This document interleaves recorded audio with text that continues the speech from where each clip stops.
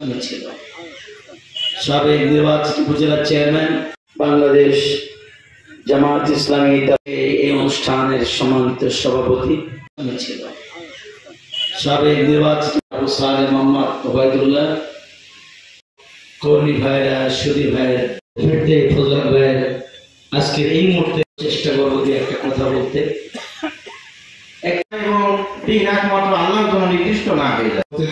বাংলাদেশ জামাত ইসলামী বিভিন্ন সম্মানিত জামাত ইসলামে কি চায়, কেন চায়, কিভাবে চায়, বাংলাদেশে দীর্ঘদিন করার দরকার, তাই করে এই জামাত ইসলামের সব এজন্য ওরা প্রচার করুক হিংসা, বিদ্বেষ আর নিন্দাবাদ, আমরা বলিব সাম্য শান্তি, এক আল্লাহ জিন্দাবাদ।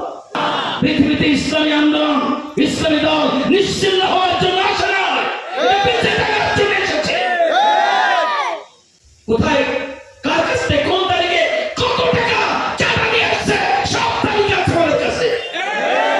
আল্লাহ যদি কবুল করে, যদি মনিপুরের মানুষের এমপি করে, কয় ঘন্টায় গুনে চাঁদা টাকা ফেরত দেওয়া লাগবে।